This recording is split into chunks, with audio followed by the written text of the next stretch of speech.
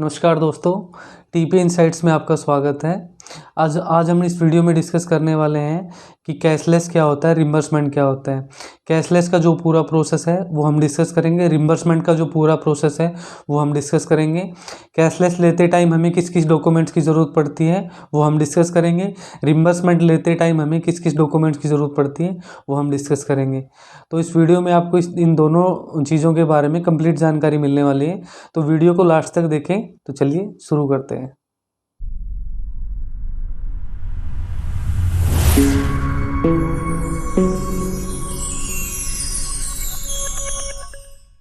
जब भी हमें कोई बीमारी या कोई इमरजेंसी होती है तो हम हॉस्पिटल में जाते हैं। हॉस्पिटल में जाते हैं तो सबसे पहले क्या होता है कि हमें डॉक्टर को ओपीडी में दिखाना होता है। ओपीडी में अगर डॉक्टर को लगता है कि पेशेंट की हालत ज़्यादा नाजुक है या उसको एडमिट करने की ज़रूरत है, तो डॉक्टर बोलता है कि आपको एडमिट होने की ज़रूरत है और आपके पास अगर कोई हेल्थ पॉलिसी है तो आप उसके अंडर आप एडमिट हो सकते हो, अदरवाइज़ आप कैश के अंडर एडमिट होंगे। तो उसमें क्या होता है कि अगर आप पॉलिसी के अंडर एडमिट होते हो तो उस प्रोसेस को कैशलेस बोलते हैं। कैशलेस का मतलब होता है बिना कैश दिए हुए, कोई पेमेंट नहीं करनी है आपको। तो उसके बाद एडमिट होने के बाद वहाँ पे एक टीपीए डेस्क बना होता है सभी हॉस्पिटल के अंदर। वहाँ आप जाओगे, आप अपनी हेल्थ पॉलिसी दिखाओगे, हेल्थ कार्ड दिखाओगे कि मेरे पास ये हेल्थ कार्ड है। अगर आपको पहले से ही पता है कि वहाँ पे चल जाएगा तो बहुत अच्छी बात है। अगर नहीं पता है कि आपका कार्ड चलेगा नहीं चलेगा तो वो आप टीपीए डेस्क पे जाके पता कर सकते हो। टीपीए डेस्क पे आप जाओगे तो आप उनको बताओगे कि मेरे पास आईसीआईसी का या एचडीएफसी का या केयर हेल्थ का हेल्थ कार्ड है। तो आप दिखाओगे तो बोलेंगे कि हाँ हमारे पास पैनल में है। उसके बाद वो आप लोगों से एक फॉर्म साइन कराएंगे। उस फॉर्म को बोलते हैं प्री ऑथराइजेशन फॉर्म। वो फॉर्म भरने के बाद वो आपसे साइन कराएंगे, आपसे हेल्थ कार्ड लेंगे पेशेंट का, उसकी आईडी लेंगे और इंश्योरेंस कंपनी को रिक्वेस्ट प्रोसेस कर देंगे। ये सारा प्रोसेस टीपीए के थ्रू होता है। हम इंडिविजुअली इसको प्रोसेस नहीं कर सकते हैं। ये इंडिविजुअली इसलिए नहीं कर सकते क्योंकि हॉस्पिटल का टाई अप इंश्योरेंस कंपनी के साथ होता है। आपने देखा होगा बहुत सारी कंपनियां जब अपनी पॉलिसी बेचती हैं तो ये बताती है कि हमारे पास 5,000 हॉस्पिटल पैनल में है, 4,000 हॉस्पिटल पैनल में। तो ऐसे ही हमें पता करना होता है कि हमारे नज़दीक में कौन कौन से अच्छे हॉस्पिटल उसके पैनल में है। तो हम जब टीपीए में जाते हैं तो सब जगह टीपीए के सामने लिस्ट लगी होती है, टीपीए डेस्क के सामने लिस्ट लगी होती है कि ये हमारे पास पैनल में है। तो जब हमारे किसी नज़दीकी लोग को ट्रीटमेंट की ज़रूरत पड़ती है तो हम हॉस्पिटल में जाते हैं, तो वहाँ पे हॉस्पिटल टीम हमसे प्री ऑथ फॉर्म पे साइन कराती है, डॉक्यूमेंट्स लेती है और आगे इंश्योरेंस कंपनी के पास अप्रूवल के लिए भेज देती है। उस फॉर्म के अंदर क्या होता है कि पेशेंट को जो ट्रीटमेंट देना है तो डॉक्टर उसमें उसमें मेंशन करते हैं कि ये डायग्नोज बनाया है, ये इसको तकलीफ़ है, ये इसकी हिस्ट्री है। उसमें उसमें पेशेंट की डिटेल लिखी होती है, हिस्ट्री, बीमारी से रिलेटेड हिस्ट्री लिखी होती है, प्लस में उसमें पॉलिसी की डिटेल लिखी होती है। और एक चीज़ उसमें लिखी होती है कि जो ये पेशेंट एडमिट हो रहा है ये 3 दिन एडमिट रहेगा, 4 दिन एडमिट रहेगा, 5 दिन रहेगा, और इसको जो बीमारी है उसका जो खर्चा है उसका एस्टिमेट भेजना होता है उस फॉर्म के अंदर भर के। सपोज कीजिए कि 20,000 रुपये का एस्टिमेट भेजा 3 दिन का बना के, तो उधर से इंश्योरेंस कंपनी जब उसका डॉक्यूमेंट्स को चेक करती है और उनको लगता है कि एक्चुअल में पेशेंट को एडमिट होने की ज़रूरत है और उसको कैशलेस दिया जाए, तो वो अप्रूवल देती हैं। तो जो अप्रूवल भेजती हैं उधर से, वो पहले वाला अप्रूवल होता है, उसको इनिशियल अप्रूवल बोलते हैं। इनिशियल अप्रूवल होता है, उसमें क्या होता है कि जैसे हमने 20,000 का एस्टिमेट भेजा बना के, तो कंपनी क्या होता है कि उसमें 10,000 रुपये का अप्रूवल देती है या 12,000 का अप्रूवल देती है। वो कोई फाइनल अमाउंट नहीं होता। वो अप्रूवल ये होता है कि आप ट्रीटमेंट कराइए, आपका जो केस है वो जेन्युइन है। बाकी वो उस पे मेंशन भी करती है कि ये इनिशियल अप्रूवल है, जब फाइनल बिल और डिस्चार्ज समरी भेजेंगे आप तब हम आपको फाइनल अप्रूवल देंगे। वो प्री ऑथराइजेशन रिक्वेस्ट भेजते हैं, उसके बाद जो इनिशियल अप्रूवल आता है उसके ऊपर मेंशन करके भेजते हैं। उसके बाद जब हम 3 दिन ट्रीटमेंट पूरा कर लेते हैं और हमारा बिल 40,000 का बनता है, तो 40,000 के बिल के साथ में हम सपोर्टिंग बिल भेजते हैं सारे फाइनल बिल के साथ में, जैसे मेडिसिन का बिल हो गया या लैब टेस्ट हो गया या और भी अदर कोई चार्ज हो गया, और सारा कुछ मेडिसिन वगैरह का जितना भी है, नॉन पेबल्स वगैरह के बिल सब उसके साथ अटैच करके भेज देते हैं। उसके साथ में फाइनल बिल के साथ में डिस्चार्ज समरी जाना बहुत ज़रूरी होता है। डिस्चार्ज समरी क्या होता है? डिस्चार्ज समरी पर डॉक्टर लिखता है कि ये पेशेंट इस डेट को एडमिट हुआ है, इस डेट को डिस्चार्ज हुआ है, उसमें टाइम भी मेंशन होता है। उसके बाद उसमें पेशेंट की बीमारी की हिस्ट्री लिखी होती है, उनको क्या क्या दवाइयाँ दी गई, अब पेशेंट स्टेबल है नहीं है, जो भी है उस पर सारा कुछ मेंशन करते हैं। एक चीज़ मैं आपको बता देना चाहता हूँ कि हॉस्पिटल में एडमिट होने के लिए कैशलेस ट्रीटमेंट के लिए कम से कम 24 घंटे रहना ज़रूरी होता है।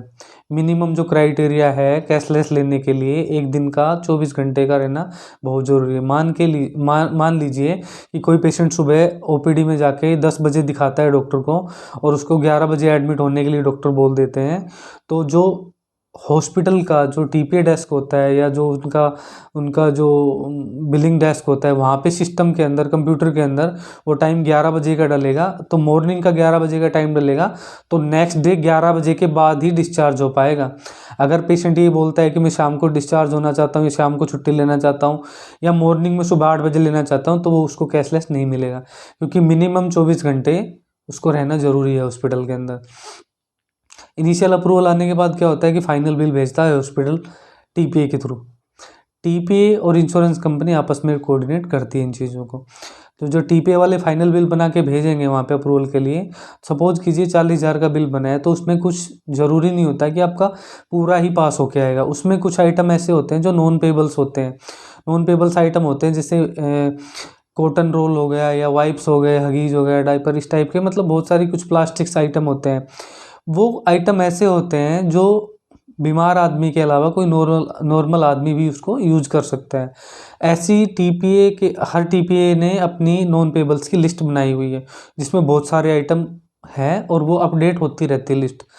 सपोज कीजिए आपका 50,000 का बिल था, 47,000 का अप्रूवल हो गया है वहाँ पे, तो आपको 3,000 रुपये नॉन पेबल्स का डिडक्शन आपको पे करना पड़ेगा। या कोई कॉर्पोरेट का कार्ड है तो उसके अंदर को पेमेंट है, टोटल बिल का 10% की को पेमेंट है, तो 50,000 का बिल बना है तो 5,000 रुपये उसको, या जो भी, मतलब उसमें परसेंटेज होता है, सबकी को पेमेंट की अलग अलग परसेंटेज होती है, वो आपको पे करना पड़ेगा। तो ये डिडक्शन जो होती हैं वो पेशेंट के अटेंडेंट को या पेशेंट को खुद पे करनी पड़ती है।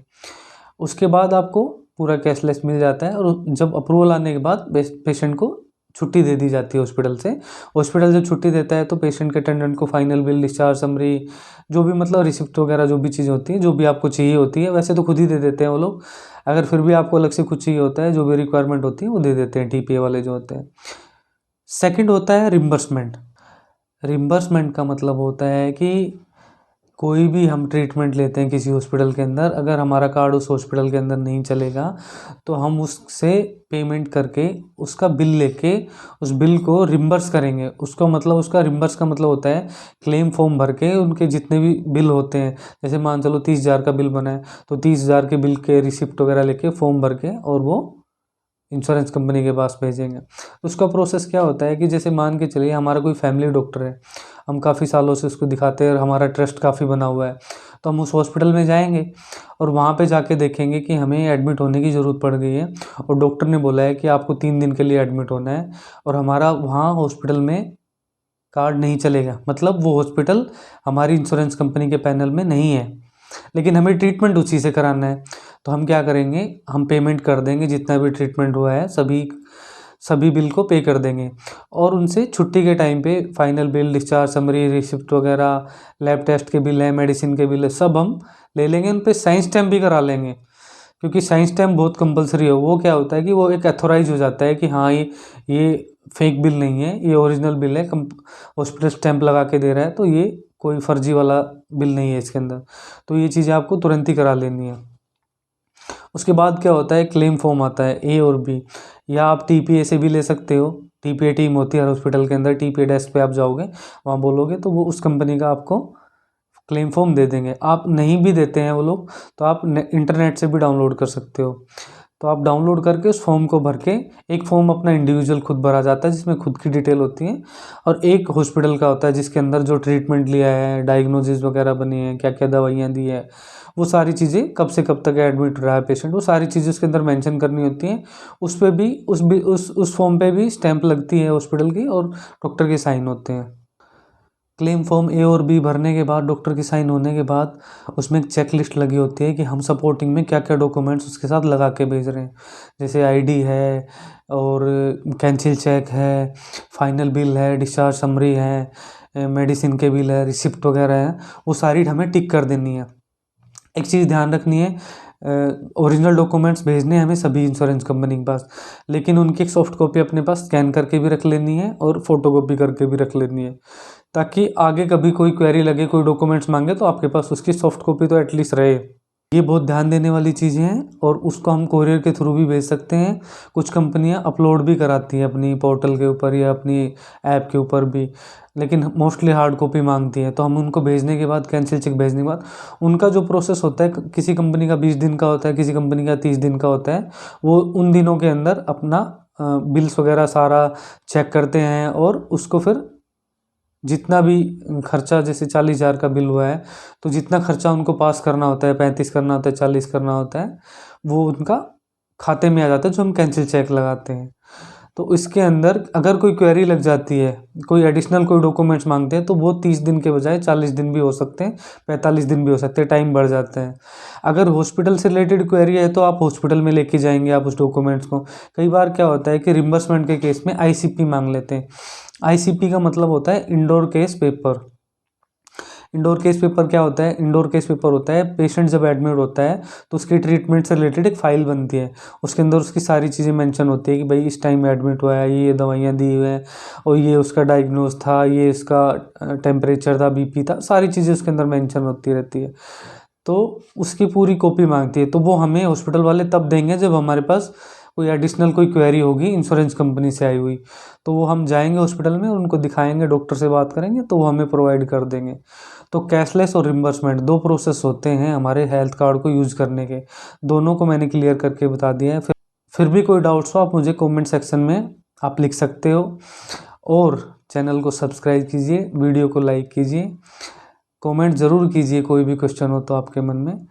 तब तक के लिए थैंक यू सो मच। मिलते हैं नेक्स्ट वीडियो में। नमस्कार।